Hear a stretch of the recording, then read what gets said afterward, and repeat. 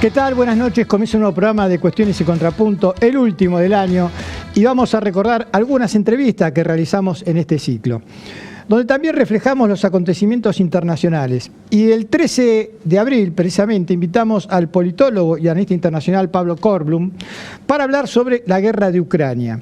Y esta es una parte de esa entrevista.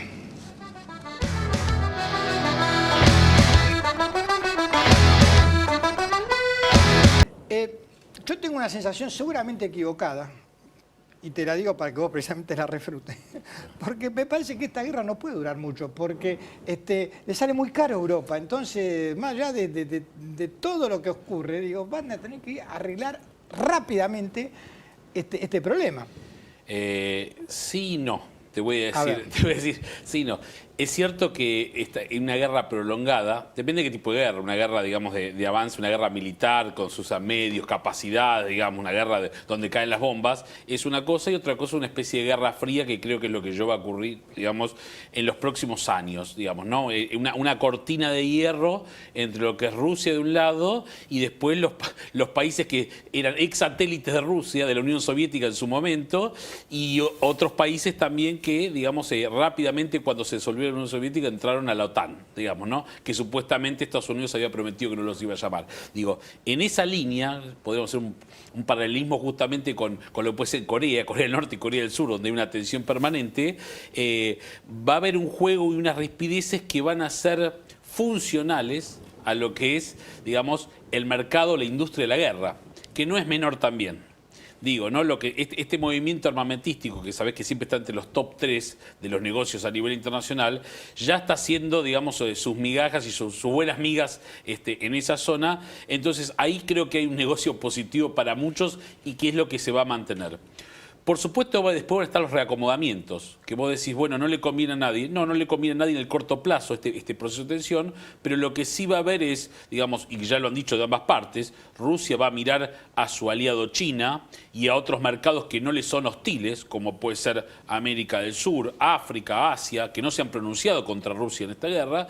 Y la OTAN, por un lado, va a buscar justamente, digamos, la Unión Atlántica, Estados Unidos, América del Norte, Europa, Australia y Japón, van a buscar también sus mercados y sus nuevas alianzas, como para que los costos transaccionales, lo que son las cadenas de valor, etcétera, etcétera, no sean tan costosas.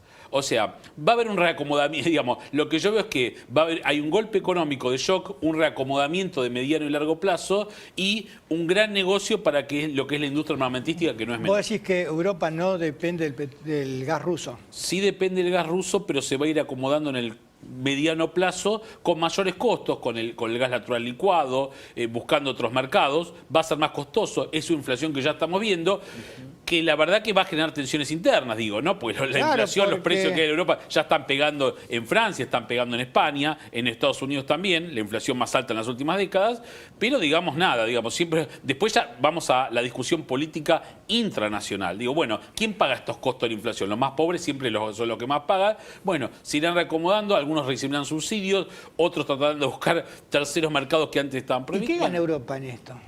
¿Cómo? ¿Qué gana Europa esto? Hablo de Europa y no del Reino Unido.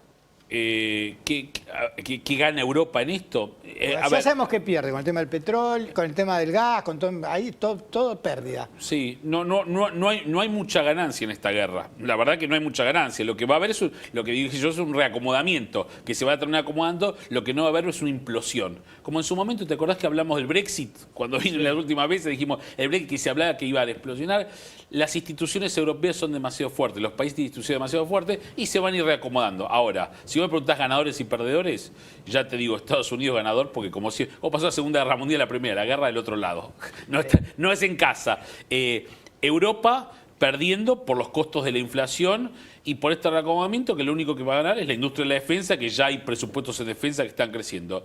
Y Rusia, en un primer momento, con un costo político económico grande, el tema de las sanciones, los bloqueos y demás, pero ya sabe que tiene esa alianza con China y otros países que ha tejido con el correr de los años. Por acá la gente piensa que Rusia se despertó hoy, pero Rusia ya hace 20 años de que está Putin, viene tejiendo alianzas con varias sociedades y varios jefes de Estado de otras partes del mundo, que no le son hostiles, lo mismo en nuestro país, con las vacunas hace no muchos años, hace poco tiempo, digo, y esto va a provocar que esta inflexión, este punto de inflexión que está viviendo Rusia ahora, va a terminar en un reacomodamiento en el mediano plazo. Esta toma de posición que vos planteás, o mejor dicho, como vos lo llamás, reacomodamiento, yo quiero llevarlo a América del Sur. Vos decís que América del Sur no está tomando posición ni a favor ni en contra de ninguno de los dos gigantes.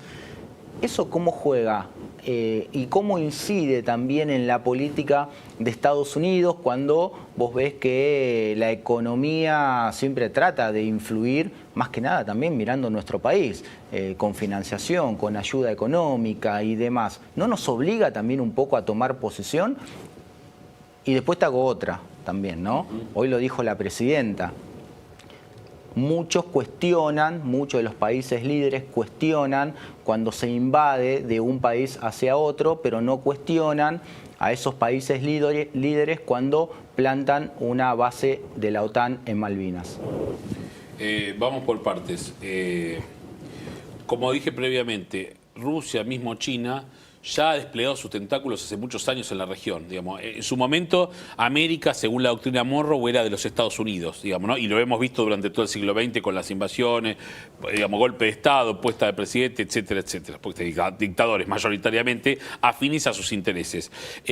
Ahora están Rusia y China también. No estamos en el mundo unipolar posguerra fría. Estamos en un mundo multipolar y también están jugando. Nosotros lo tenemos en casa, digamos, de la base satelital china en Neuquén hasta las vacunas rusas, hasta por supuesto la injerencia siempre de los Estados Unidos en varias áreas de la economía, pero digo, los rusos también están. La pregunta es, ¿sirve tomar posición? Y ahí está otra discusión que ya se ha dado en su momento, es, digamos, ¿no sirve la histórica neutralidad de Argentina que ha tenido la Argentina? Bueno, eso es un tema de discusión, porque algunos dicen, no sirvió para mantenerlo aislado de las grandes problemáticas globales, pero, digamos, como a veces pasa en la vida, a veces está bueno jugarse para un lado porque puedes perder, pero también puedes ganar. Y nosotros nos ha pasado varias veces que hemos caído, no digo en ese punto medio diciendo, che, ¿y ustedes me apoyaron? No, estos fueron neutrales. Ah, bueno, si fueron neutrales, tomamos nota y esto no están. Le pasó, digamos, mirando el contraejemplo, Brasil apoyando a Estados Unidos fuertemente en la Segunda Guerra Mundial, después recibió un gran apoyo del aparato industrial brasileño que Argentina no lo recibió por otras cuestiones, digamos, por esta ambivalencia que tenía el peronismo y el desarrollismo que viene después. ¿Con respecto a lo que dijo Cristina hoy? Con respecto a eso... ¿Por qué se cuestionan a los países líderes cuando Rusia invade Ucrania y después cuando plantan una base de la OTAN en Malvinas, nadie cuestiona nada? Porque es política, porque hay mucho doble discurso, porque, digo, Malvinas en la OTAN, digamos, es una cuestión fáctica y está, pero también, digamos, podemos hablar de Irak, digamos, ¿no? Las armas de destrucción masiva que nunca las encontraron, y así la invasión a Irak, digamos, que jugaban las grandes potencias de la OTAN, y así en un montón de ejemplos. Hay mucho, no solo doble discurso, sino mucha doble moral, que es peor, ¿no? Y en este sentido hay que entender que en las relaciones internacionales juegan los intereses, el realismo prima. Y lo que tenemos aquí es que mirar con lupa y mirar muy objetivamente la situación y no ponernos, digamos, desde una posición, digamos, pasional ante un escenario que justamente no lo es, digamos, ¿no? Hay que ser frío, hay que ser pragmático y esto hay que tener un equilibrio yo creo que ser muy puntilloso, porque a futuro esto, como dije, en esta guerra fría que vamos a ir viendo en el correr de los años, esto va a continuar. Ojo en qué posición nos ponemos, porque, digamos, ya sea en una posición neutral o de un lado o del otro, podemos terminar mal parados, ¿no? Y esto va a continuar, yo creo que por muchos años más, esta situación. Pablo, el domingo hubo elecciones en Francia, pero como creo que no va a cambiar nada en Francia, por el resultado que se dio en las elecciones, me interesa más hablar de lo de Chile, de Boric y de esta frontera, que es una frontera más larga del mundo, la que tenemos con Chile, y siempre vivimos de espaldas digamos, a nuestro vecino natural. Es tan vecino Chile, no solo a través de la cordillera, sino que si vamos por mar, damos la vuelta al mundo y aparecemos en Chile del otro lado. Y ellos también a la inversa. Sí. ¿Habrá un cambio en las relaciones con esta de perspectiva, con esta instrucción de Boric, ¿no? En la política y unos, digamos, mensajes bastante claros que no había dado antes ningún presidente chileno? Sí, te voy a decir algo que creo que aplica esto y lo tomo como lo que pasó con Bolsonaro cuando asumió y se insultaron al hijo de Bolsonaro y insultó al hijo del actual presidente nuestro. Digamos, más allá de la ideología y las declamaciones, la economía, el factor económico o el factor de los negocios o el factor que conviene de conveniencia de acumulación de capital, si se quiere, capitalista, hace que esas cuestiones, la cuestión ideológica, se termine dejando un poco de lado, a pesar de que siempre termina jugando por cierto favoritismo, no. Digo, ¿no? En el sentido de que uno ve que hay cambios, digamos, pero son más marginales de lo que uno piensa ante estos ciclos ideológicos de cambio que se ven mucho en la región. Pasa de un gobierno de izquierda a uno de derecha, etcétera, etcétera. Lo que sí creo que es una oportunidad de una vez por todas para aunar y cohesionar, digamos, y entender que esta cuestión ideológica en este mundo tan complejo, digamos, donde hay rispideces no termina cerrando. Porque ¿qué es lo que está pasando acá? Lo que se ve, por ejemplo, tomo otro ejemplo, digamos, muy claro y muy sencillo. Asia. A pesar de esta situación compleja global, China es la que tracciona y el Asia-Pacífico es la que propone las cadenas de valor y va junto a China. Y esto no es de ahora, es desde que China tomó las riendas hace 40 años. Si nosotros logramos, digamos, más allá del posicionamiento ideológico, lograr no digo el ABC famoso de Argentina, Brasil y Chile, pero sino un Mercosur inteligente mirando hacia el Atlántico, con una alianza del Pacífico, que mira hacia el Pacífico, pero poder generar esos concatenamientos productivos que tienen otras regiones, me parece que es lo mejor que puede pasar más allá de las vicisitudes ideológicas. Te digo porque hoy gana Boric, pero el año que viene hay elecciones en este país y puede haber un presidente de otro color político, más conservador, y en Brasil está Bolsonaro, pero puede ganar Lula. Digo, es lo que siempre nos termina faltando, esa política estratégica a largo plazo que nos falta internamente, pero también nos falta en la región. A ver si te entiendo, vos decís política estratégica a largo plazo porque, por ejemplo, más allá de los gobiernos que haya, el litio va a seguir estando principalmente en Bolivia, en Argentina y en Chile, como factor de poder y y la soja va a estar fundamentalmente en Argentina y Brasil, para decir cómo se pueden potenciar esas cuestiones frente al mercado externo. Y déjame que te diga una cosa, como vos lo mencionás, que más allá de que uno puede desarrollar el aparato industrial para competir a nivel regional o con otros mercados secundarios, el mundo nos ve como proveedor de materias primas, como el granero del mundo, como el proveedor de cobre, de trigo, de soja, de carne, nos sigue viendo como eso. En este mundo bipolar, que vamos a ver ahora, esta nueva guerra fría donde está la OTAN de un lado y China y Rusia del otro, digamos, tenemos la posibilidad, si jugamos inteligentemente, digamos, de venderle a los dos. Y acá también se pone, digamos, sobre la mesa una cuestión que a mí siempre me gusta mencionar. Más allá del capitalismo financiero, del Bitcoin y todo lo que hay hoy en día, a la hora de los bifes, como en su momento fue el COVID, la gente fue a pedir urgente que el Estado salga a respaldar. En épocas de guerra se nota cuando los recursos naturales estratégicos son la clave. Petróleo, gas, alimentos. Está, digamos, más allá, digo, eso también tenerlo en cuenta.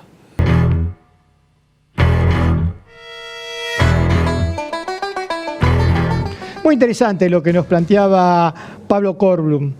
Otro acontecimiento que hubo este año, sin lugar a dudas, fue las elecciones en Brasil. Y precisamente entrevistamos en nuestros estudios el día 2 de noviembre al periodista y analista internacional Mariano Vázquez. Esta es la nota.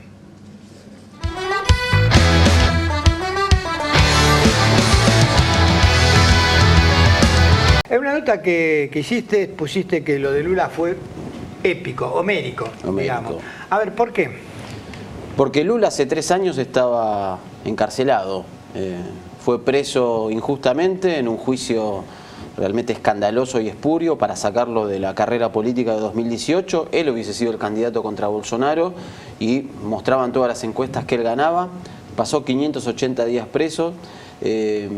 Quisieron, como él dijo, enterrarlo políticamente, por eso él manifestó que era una especie de resurrección. Recordemos que en ese lapso falleció su esposa, doña Marisa, con quien además ella fue, por ejemplo, la que surció las banderas tanto del PT como de la CUT. Murió su nieto de 7 años. Y murió su hermano en ese periodo que él estuvo preso. Realmente es una cuestión épica. Él también estuvo preso durante la dictadura, fundó el PT, fundó la CUT. Cuando vemos a la derecha al propio Bolsonaro y el juez Moro riéndose en un video de aquella época diciendo Lula libre en modo de sorna, y hoy llegar a esta batalla contra el fascismo en su esplendor. Eso no hay que usar medias palabras. todo el aparato del Estado. Fue la elección en la cual más plata se gastó en cuanto al aparato del Estado y en cuanto a los aportes privados. El aporte, por ejemplo, del sector del agronegocio, de los ruralistas, fue tremendo. Las diferencias entre uno y otro fue impresionante. Hoy salió en la O Globo, por ejemplo, de Brasil, un informe. Estamos hablando de la O Globo, es un tentáculo de la comunicación, el más masivo al estilo Clarín. Una de las cosas que me sorprendió a mí estando en Brasil es realmente funcionaba como un canal opositor a Bolsonaro muy fuerte. Fue tal la violencia institucional que se ejerció estos 4 años que la alianza que tuvo Lula fue enorme. Y O Globo descubrió un intento de colonizar con el Auxilio Brasil, que es un apoyo social que da el Estado a familias pobres, obligando a la familia a que para recibirlo tenían que votar a Bolsonaro. Es decir, también ese aparato del Estado se volcó en eso. Ahora, Mariano, vos traes la palabra fascismo y yo esto es algo que te quiero preguntar, sobre todo porque vos estuviste ahí en el territorio y pudiste ver las cosas, digamos, cara a cara. Hay un 49%, digamos, la mitad casi de Brasil, podemos decir que son fascistas que votaron a Bolsonaro, o cómo se da esa relación. No, una parte no, pero una parte importante, porque el bolsonarismo funciona como una secta, no como un partido político, realmente son fascistas. Lo observamos hoy en una manifestación en Santa Catarina, donde mientras se cantaba el himno, esas personas hacían el saludo nazi. Abiertamente. ¿Y el que no es fascista, por qué votaría a...? Porque el antipetismo en Brasil es muy fuerte, el antilulismo es muy fuerte. Cuando se hace el impeachment contra Dilma, también basado en pruebas falsas, cuando se lo encarcela Lula, también hubo una campaña de demonización muy fuerte del Partido de los Trabajadores, de la CUT, del MST y de estos sectores, y eso se instaló muy fuertemente que es una organización corrupta, que es una organización criminal y que Lula es un expresidiario. Eso está marcado muy fuertemente. Entonces, esa es la base que tiene el bolsonarismo. Un sector de ultraderecha con rasgos fascistas y un sector anti-PT y con mucho odio. Yo estuve también en el proceso del 2018, que salió un documental de eso que se llama El Odio y que muestra realmente cómo han incubado ese odio. Uno va a las manifestaciones del Partido de los Trabajadores, de la CUT, de los sectores populares y hay alegría, hay fiesta, hay baile, hay empatía. Y uno va a las marchas a la derecha y están enojados. Están completamente enojados. Tienen odio, en la Argentina. bronca. Es una radiografía a veces cuando vos lo estás relatando, es lo que pasa también en nuestro país. Termina la... No, eso es una marca no de Brasil solo, que sí, cuando marchan están enojados. Es una marca de la derecha mundial, marchan enojados.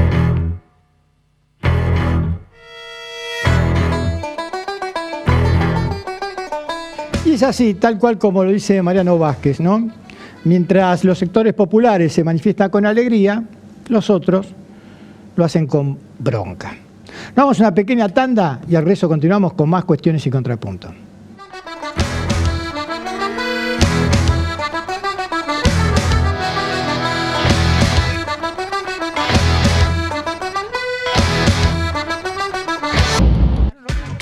¿Qué es lo que hace a San Isidro distinto? ¿Serán las 3 nuevas islas naturales? Sí, porque la sustentabilidad hace todo distinto. En Pilar creemos en el deporte y la cultura como valor fundamental para el desarrollo y el bienestar de nuestra comunidad. Ya son 5 los clubes municipales en los que todos los pilarenses disfrutan y aprenden compartiendo experiencias. Y estamos construyendo nuevos establecimientos para que nuestras localidades sigan creciendo. Con los clubes decimos presente en los barrios y seguimos construyendo futuro. Pilar presente con futuro. ¿Voy para allá? Sí.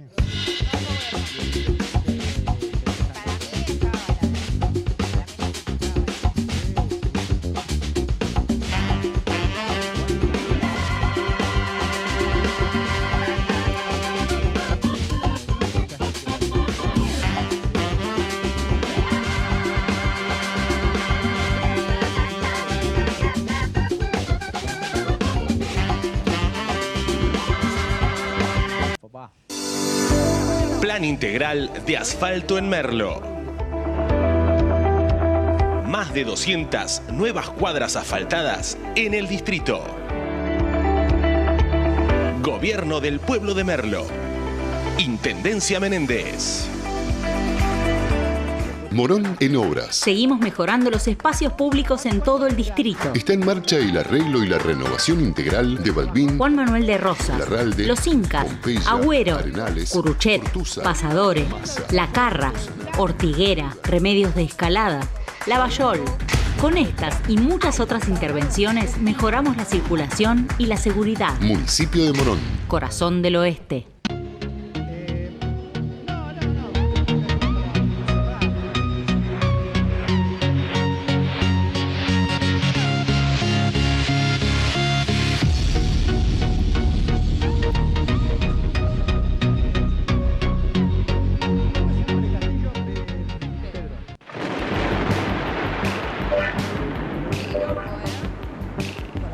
El auto que estás buscando está en Juan Manuel Automotores.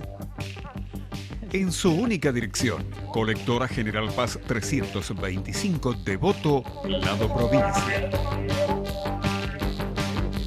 Vení, tu nueva unidad te está esperando.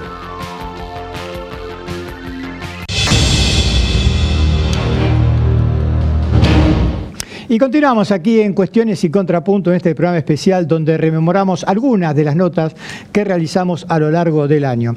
Como la que le hicimos el día 19 de octubre a la divulgadora social Mayra Arena. Esta es la nota.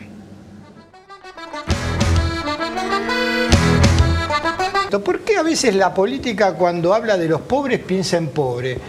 Y cuando habla de darle, por ejemplo, hasta de darle de comer, piensa en la polenta, o piensa en lo básico, tú ya te estoy dando esto, aguantate, sos pobre, aguantate con lo que tenés. Yo creo que de alguna manera, en algún momento, por acá pasó Perón, en la fecha que estamos me es inevitable mencionarlo y pensar en eso. Y creo que teníamos una Argentina donde el único ciudadano político que existía eran los trabajadores. Por lo tanto, era más o menos parecido o merecían una vida igual de digna un arquitecto, un albañil, un gomero y alguien con alguna formación universitaria. Y esa escuela pública que existía en aquel momento y que unía a los hijos de los diversos trabajadores sacaba tandas de gente que compartía una cultura, compartía un lenguaje, y las diferencias económicas que siempre hubo, culturales, en la escuela de alguna manera se achicaban, se reducían, y teníamos una Argentina más homogénica. Yo creo que la crisis que genera en los 70 la dictadura, y después quien termina de romper todo realmente en los 90 es Carlos Saúl Menem, logra un quiebre social donde, recordemos que los que estaban adentro del sistema en el menemismo eran ganadores. A ver, iban a Miami, tenían el 1 a 1, cobraban, era $1, $1, entonces cobraban sueldo en dólares prácticamente, y los que quedaban afuera eran los marginados. Bueno, se acentuaron las villas, se acentuaron los asentamientos, se acentuó la marginalidad y la cultura de la pobreza, y no una cultura de ser igual de ciudadano, igual de laburante que otros. Y ahí yo creo que es donde la política empieza a medir con distinta vara lo que se hace para los pobres, porque se empieza a pensar a los pobres como pobres y no como laburantes, y no como partes de un sistema. Entonces, la política subsidiaria que en algún momento nos mató el hambre a tantos, soy hija del jefes y jefas de hogar y del Plan Más Vida, y tengo acá en mi corazón a las manzaneras, no puede volverse una política crónica, porque estaríamos aceptando que vamos a tener pobreza. Entonces necesitamos una política económica muchísimo más radical, muchísimo más transgresora, y que realmente vuelva a devolver esa categoría, no de subcategoría de pobre, de pensamos esta política para vos, esta mesita aparte para vos porque sos pobre. Porque lo que te forma así son escuelas de pobres, hospitales de pobres, barrios de pobres, y lo que te va pasando también es que en las villas y en los barrios más picantes, habitantes, se te forma otra cultura y se te forma otro lenguaje. Y fijémonos, si escuchamos cumbia villera o ritmos populares, cómo ha cambiado el lenguaje de los sectores más pobres. Cuando si escuchábamos una cumbia hace 20 o 30 años, era más o menos el mismo idioma que hablamos. Por eso yo creo que se ha formado una especie de extranjerización de los pobres. Por eso quienes vienen al país, lo cual a mí me honra como argentina, encuentran trabajo rápido porque les es fácil incorporarse a la economía argentina. Sin embargo, nuestros pobres no. Eso es ridículo. Mientras vos estás hablando, estamos viendo algunas imágenes de tus charlas TED. Estas charlas donde rompes ciertos paradigmas y decidís hablar tan desde el conocimiento y aparte de la formación, donde el poder político tal vez no quería hablar de lo que vos estás poniendo arriba de la mesa. Eso, ¿cómo te transforma en una persona donde le gusta romper estos estereotipos y hablemos de todo? ¿O hacia dónde apunta Mayra Arena? Como compañera peronista, una de las cosas que más me preocupa y me desespera es esto que se viene formando adentro de nuestro espacio y que viene tratando cada vez más aparte el problema de los pobres. No tengo muy buena relación, muy buena onda con los movimientos sociales, no tengo muy buena visión de, bueno, creemos políticas para los pobres. Sobre todas las cosas, más allá de si nos ponemos a hablar de cada agrupación, porque creo que aquel que se dedica a enfrentar la pobreza en un país como funcionario, su visión la visión sobre su gestión tiene que ser si bajó o aumentó la pobreza. A ver, en género pasa algo parecido. Digamos, tenemos hace rato que las mujeres hemos logrado esto de decir, bueno, para que cuando nos divorciamos, a las que matan es a las minas, para que a las que cagan a palos es a las minas. Hay una desigualdad, hay algo que pasa. Bueno, eso se hizo visible. El feminismo es imparable. Ahora, en la gestión que hemos tenido en género, no ha bajado un punto la tasa de femicidios, no han bajado las denuncias por violencia de género, de hecho algunas han aumentado. Este año recién hubo una leve merma en lo que es embarazo adolescente, lo cual podemos asociarlo a las nuevas leyes que tenemos. Entonces me preocupa que la política se haya convertido en una administradora de los quilombos y va administrando la pobreza y va administrando los temas de género y va administrando esto. ¿Y cuándo me solucionás un problema? ¿Cuándo me terminás algo y me decís, bueno, esto ya está, se acabó, a partir de ahora está solucionado? Creo que esa es la gran deuda de la política, dejar el diálogo y empezar a resolver un problema. Lo bueno es que en este momento yo creo que después de la pandemia y después de todo lo negativo que se vio, lo que generó en muchos de nosotros y en muchos ciudadanos no peronistas, la política de Alberto o la falta de políticas de Alberto y la falta de decisión política y de firmeza, que en un país presidencialista como el nuestro es condición sine qua non, y creo que ahora ya esa bronca ha pegado toda la vuelta, ya la gente no espera nada. Entonces creo que es momento de que los compañeros empecemos a decir, bueno, el peronismo no es esto, el peronismo no es la administración de la pobreza, o como dijo Bárbaro, que resaltó algunos de ustedes, el recuerdo de... claro, Bárbaro dice que en la época en que era el voto por un recuerdo. Diputado, claro, pero él decía que en la época en que era diputado, el trabajador era clase media. Como tiene que ser. La marginalidad era esto, el margen. Hoy, el profesional pasa es pobre. Es medio pobre. Entonces, y el trabajador... Y hoy los laburantes no profesionales, no propietarios, lo que tienen es un aclasamiento. Vos hoy no tenés clase ahí. Porque, ¿qué te pasa? 7 puntos a 10 de inflación por mes te comen vivo. Argentina se banca como nada 2 o 3 puntos de inflación. Se los banca piola porque ya tenemos cultura inflacionaria, cultura económica inflacionaria. Pensamos con inflación. Ahora, 8 puntos te comen vivo. Entonces, lo que pasó en las familias laburantes y en las familias que reciben subsidios, es decir, las familias de la media para abajo, es que ya no existe el concepto tirar hasta fin de mes.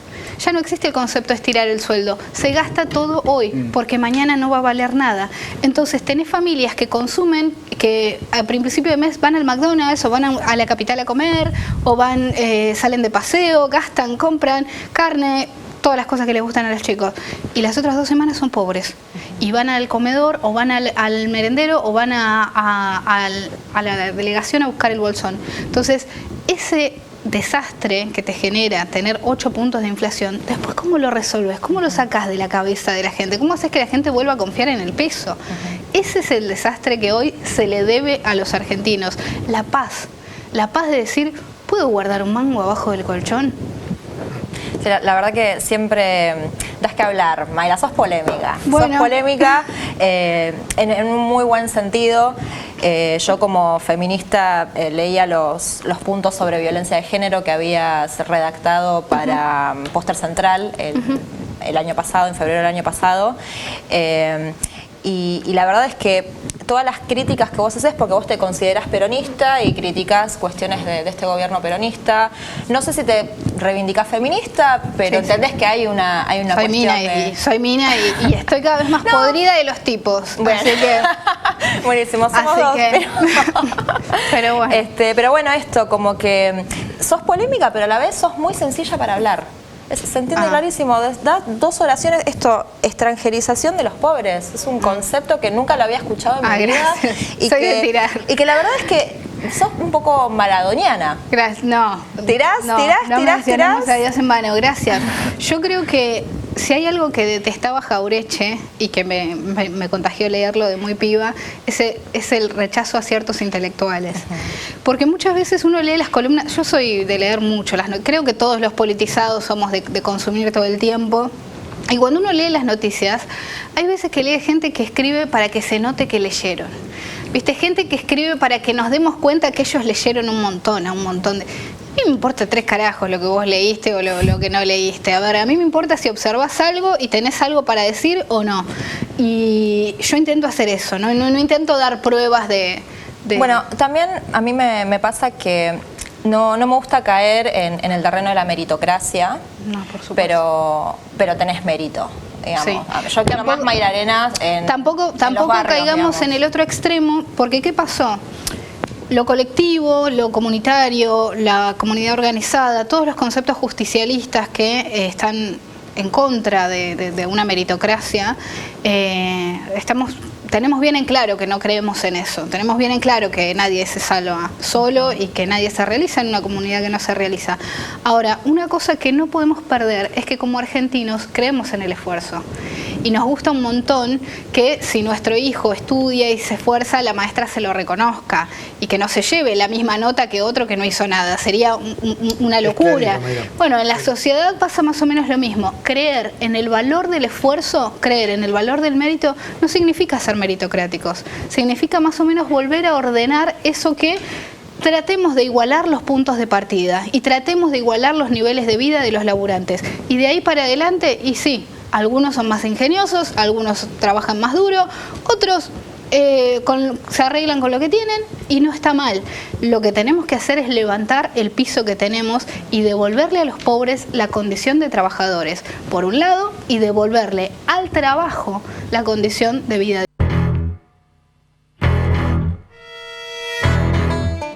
Y de los conceptos que nos dejaba Mayra Arenas, nos vamos a una pequeña tanda y al regreso continuamos con más cuestiones y contrapunto.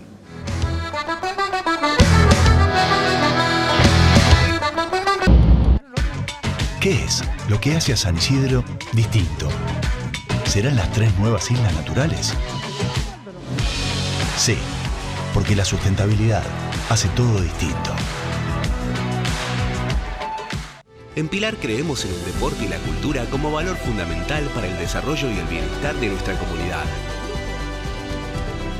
Ya son 5 los clubes municipales en los que todos los pilarenses disfrutan y aprenden compartiendo experiencias. Y estamos construyendo nuevos establecimientos para que nuestras localidades sigan creciendo. Con los clubes decimos presente en los barrios y seguimos construyendo futuro. Pilar presente con futuro. ¿Voy para allá? Sí.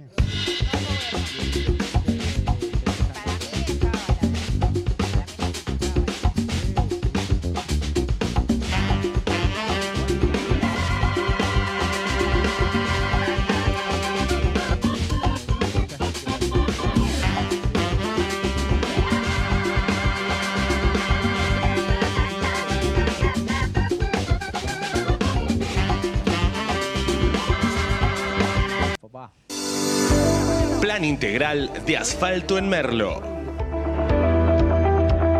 más de 200 nuevas cuadras asfaltadas en el distrito. Gobierno del Pueblo de Merlo. Intendencia Menéndez. Morón en obras. Seguimos mejorando los espacios públicos en todo el distrito. Está en marcha el arreglo y la renovación integral de Balbín, Juan Manuel de Rosas, Larralde, Los Incas, Pompeya, Agüero, Arenales, Curuchet, Ortuza, Pasadores, La Carra, Ortiguera, Remedios de Escalada, Lavallol. Con estas y muchas otras intervenciones mejoramos la circulación y la seguridad. Municipio de Morón. Corazón del Oeste.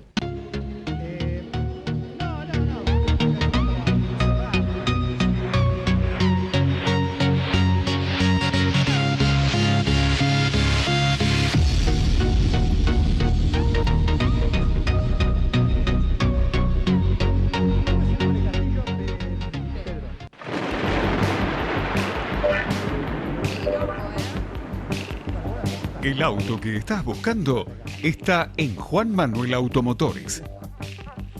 En su única dirección, Colectora General Paz 325, Devoto, Lado Provincia. Vení, tu nueva unidad te está esperando.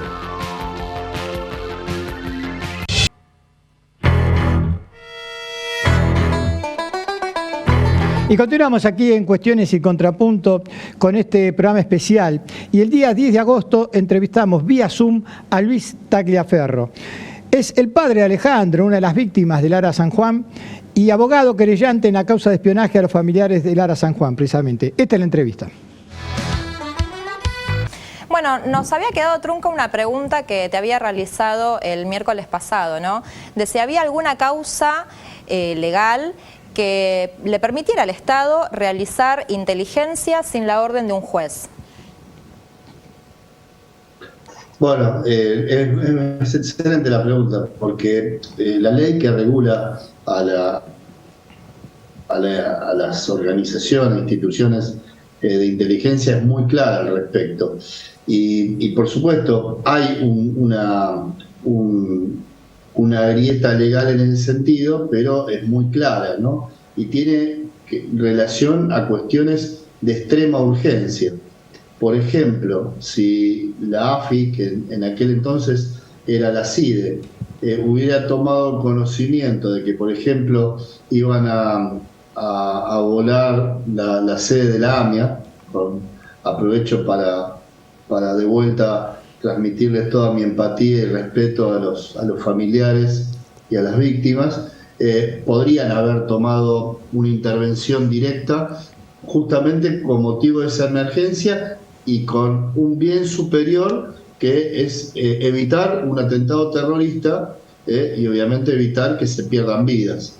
Esas son las únicas excepciones, pero incluso ante esa hipótesis, la ley dice específicamente que tienen que igual a noticiar en cuanto sea posible al juez de turno. O sea, puede actuar, por supuesto, como puede actuar un policía, por ejemplo, cuando está viendo un delito que se está cometiendo en el momento.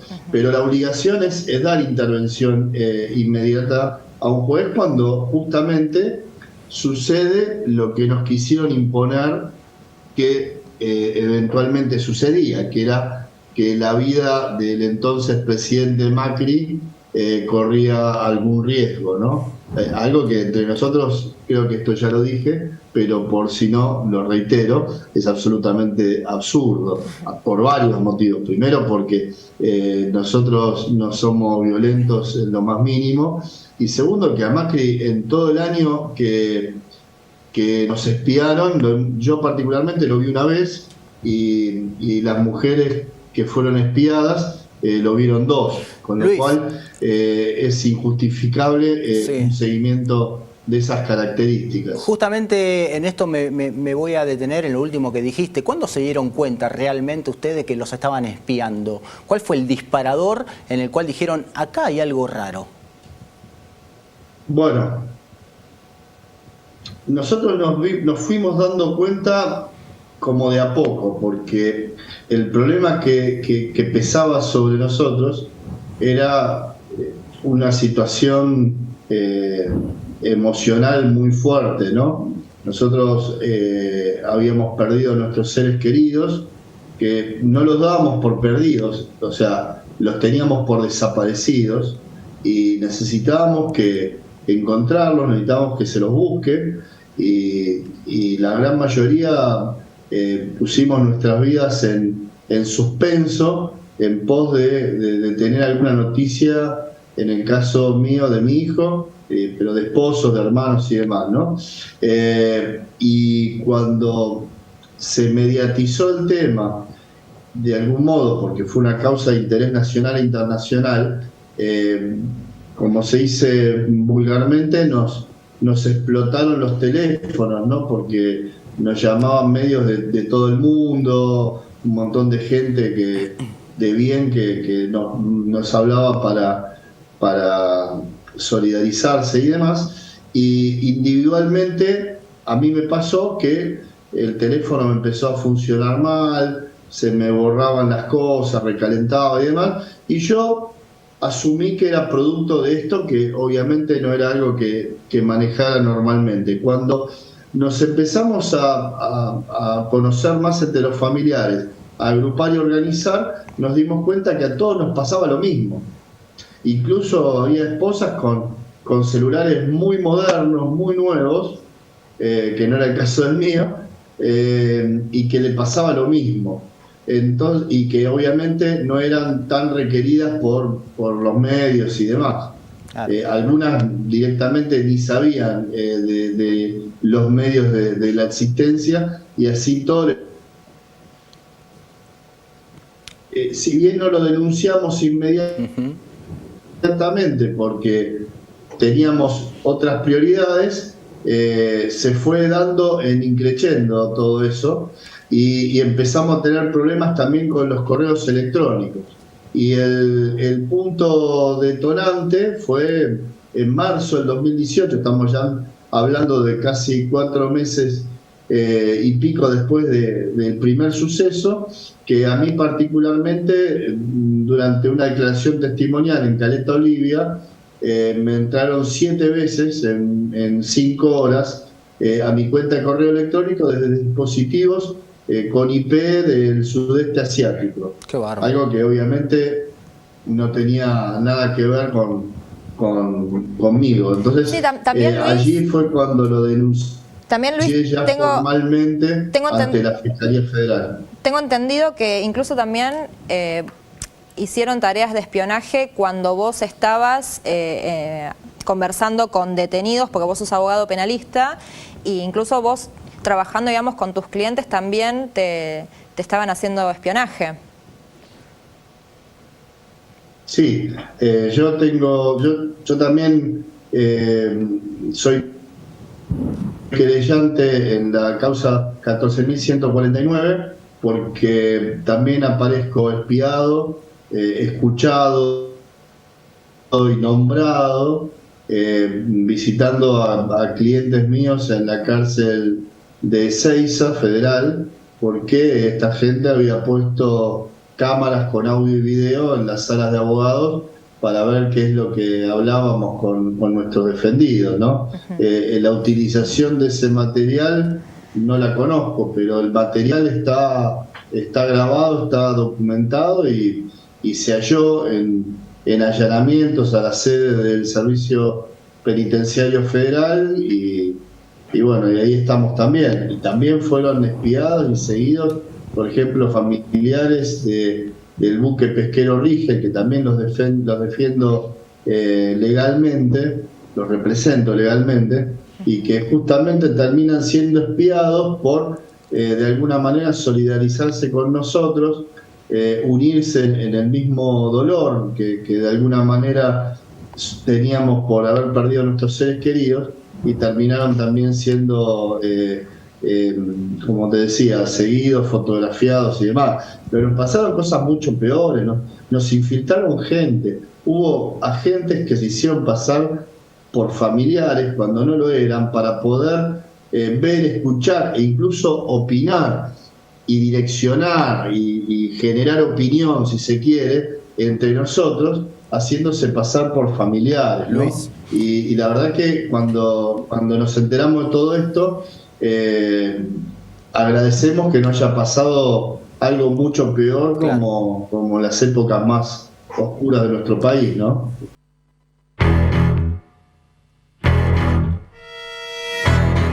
Bueno, es increíble que la justicia haya dicho que si bien los padres de las víctimas del Ara San Juan habían sido espiados, era una cuestión de seguridad del presidente, del expresidente Mauricio Macri. Bueno, una verdadera vergüenza. Pero vayamos a otro tema. El 16 de noviembre nos visitó en nuestros estudios Julio González, el presidente de la empresa Noralí de Alimentos. Y le preguntamos cómo se manejaba este empresario pyme, ¿no?, con esta ola inflacionaria. Esto es lo que nos decía. Vos como empresario, ¿no? A vos te alimentan la materia prima, te la aumentan, pero tenés que aumentarla, pero ¿cómo se puede convivir o cómo se puede hacer el trabajador que la guita no alcance y el empresario para sobrevivir en esta inflación tan galopante que vivimos? Sí, primero la verdad que tenemos que reconocer que el que peor la pasa es el trabajador, porque siempre como que corre atrás, ¿no? Las paritarias están siempre atrás de la inflación.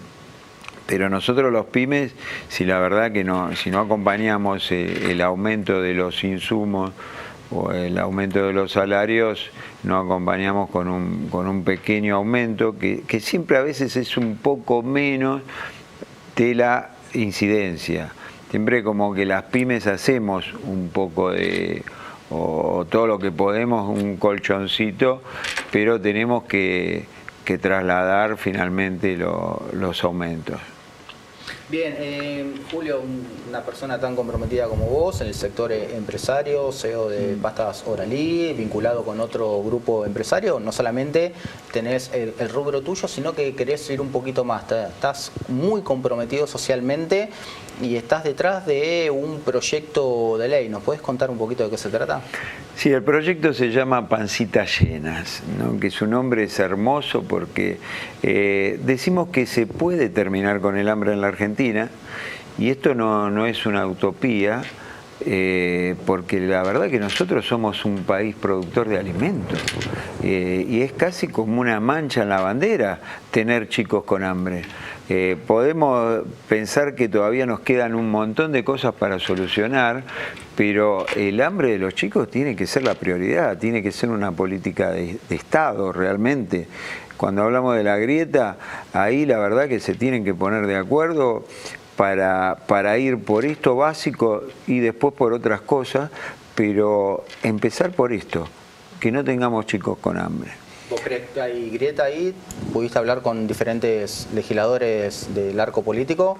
Y seguro que piensan primero en las elecciones, que piensan primero en ver cómo puede impactar. Aparte de ser una iniciativa privada, la verdad que inicialmente no la empuja ningún bloque. Entonces, primero como que ven a ver qué grado de consenso puede llegar a tener esto en la sociedad, y después empiezan a mover un poquito. Es lo que pasó. ¿Y cuál es el proyecto, Julián? El proyecto es simple. Se puede terminar, o por lo menos dar un paso enorme para terminar con el hambre de los chicos, con solo el 0,04% de las empresas que crecimos los últimos 30 años, las que trabajamos bien en pandemia. Esto se destina, esta contribución va a los comedores, y según el proyecto nosotros pensamos que del ente recaudatorio va a un fondo fiduciario controlado por una comisión fiscalizadora, y el fondo fiduciario, que puede ser el Banco Nación, de ese fondo va a la tarjeta de la responsable del comedor. Entonces no hay ningún tipo de intermediario, y esta responsable se garantiza de tener sustentabilidad en su comedor y de poder tener una dieta nutritiva. Porque hoy en día las madres tienen dos problemas muy importantes. Primero, que tienen que prácticamente mendigar la comida, que es una vergüenza, porque nos sacan los chicos de la calle para que no nos asalten y tienen que salir a mendigar. Yo las he escuchado llorar del otro lado del teléfono. Ahora, Julio, ahora,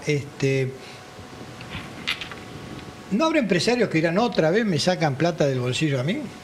Puede haber, pero nosotros somos más de 50 porque lo que quisimos es dar una imagen de consenso, preguntándole a colegas, al hablar y decir que es tan poco, y sin embargo es tanto lo que podemos hacer. Es realmente poco para los que tienen y mucho para los que no tienen nada. Y claro, porque sería abarcaría todo el universo de empresarios prácticamente. Entonces, con eso y un fin específico, abastecer a los comedores comunitarios, que serían un número teórico alrededor de 20.000, podemos dar un paso enorme para terminar con el hambre. Entonces, ¿qué dicen los empresarios? Sí, está bien, si es ese fin, los que nosotros hemos hablado, más de 50, si es ese fin, anotame. Y en esto estoy incluyendo a toda la competencia nuestra, que a pesar de que compite en la góndola, a la hora de hablarle de esto, todos dijeron que sí. Si es para este fin, anotame, apoyamos el proyecto Pancita Llena, pero que vaya a la responsable del comedor los recursos y a la pancita de los nenes. Por eso acompaña el proyecto una comisión fiscalizadora. ¿Y esto se puede, digamos, entrelazar con la universidad, creo que la Universidad de Quilmes, que ha hecho una sopa con nutrientes, que es súper barata y que la puede fabricar en cantidad y que también solucionaría el hambre de mucha gente? Mirá, vos nombrás una pata fundamental que la tenemos en el proyecto, que es la comisión fiscalizadora y el rol de las universidades. Porque en esta comisión fiscalizadora, por un lado, tienen que estar los empresarios que quieren fiscalizar, quieren controlar dónde van sus recursos. Por otro lado, van las madres de los comedores, que son referentes de los legítimos comedores, son referentes en cada barrio quién tiene y quién no tiene comedor. Y por otro lado, la universidad, que la universidad lo que tiene que hacer es capacitar en 6 clases, ya lo hemos hablado, en 6 clases, una vez por semana, a la madre del comedor, clases de nutrición, de violencia familiar, de gestión, y después controlar la universidad, controlar los tickets de gastos. A mí me parece una medida realmente bárbara. La aplicabilidad, según la está comentando vos, bueno, hay que buscarle bien el mecanismo para que sea y esté aceitado.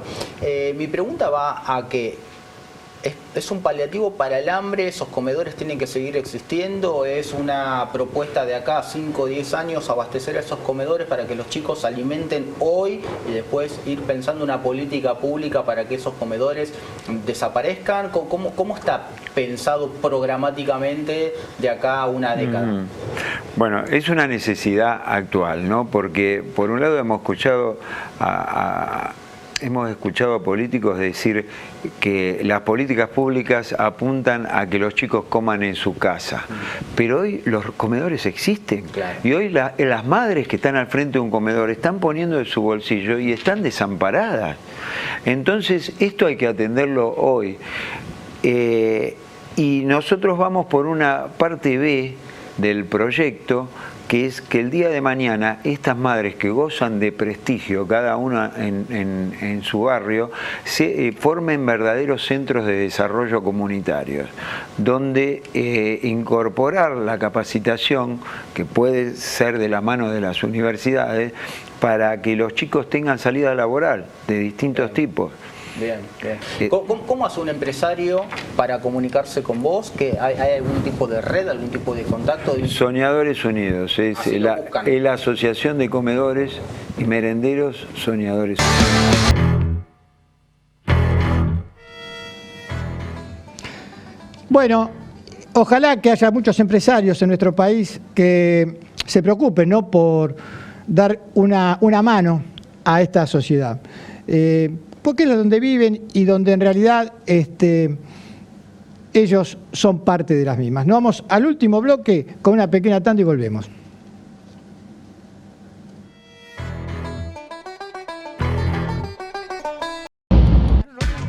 ¿Qué es lo que hace a San Isidro distinto?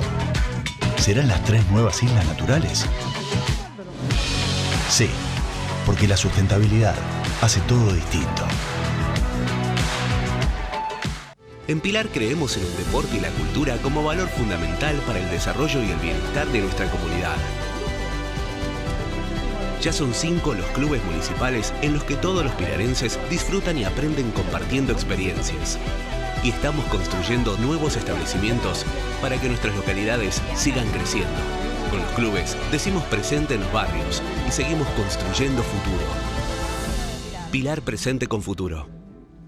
¿Voy para allá? Sí.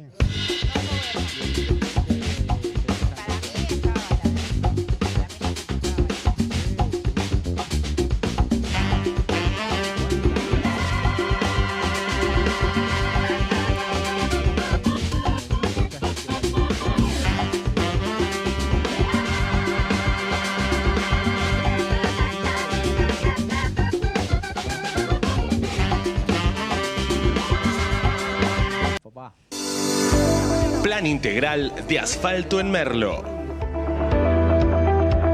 Más de 200 nuevas cuadras asfaltadas en el distrito. Gobierno del Pueblo de Merlo. Intendencia Menéndez. Morón en obras. Seguimos mejorando los espacios públicos en todo el distrito. Está en marcha el arreglo y la renovación integral de Balbín, Juan Manuel de Rosas, Larralde, Los Incas, Pompeya, Agüero, Arenales, Curuchet, Ortuza, Pasadores, Massa, La Carra, Ortiguera, Remedios de Escalada, Lavallol. Con estas y muchas otras intervenciones mejoramos la circulación y la seguridad. Municipio de Morón. Corazón del Oeste.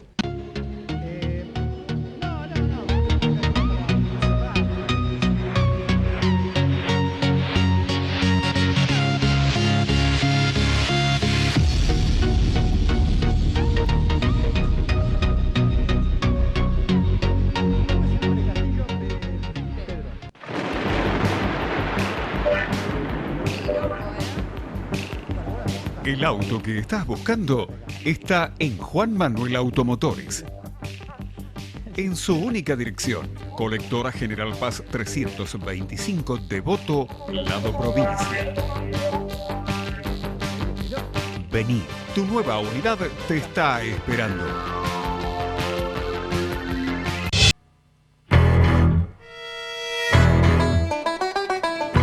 Es increíble que haya personas que estén en contra de los derechos de las minorías, porque ningún derecho va en contra de otro derecho y sí sirve para reparar injusticias. Esto fue todo por hoy. En realidad esto fue todo por este año. Nos vemos el año que viene, a la misma hora para más cuestiones y contrapuntos. Han sido ustedes muy amables y que pasen un feliz año nuevo.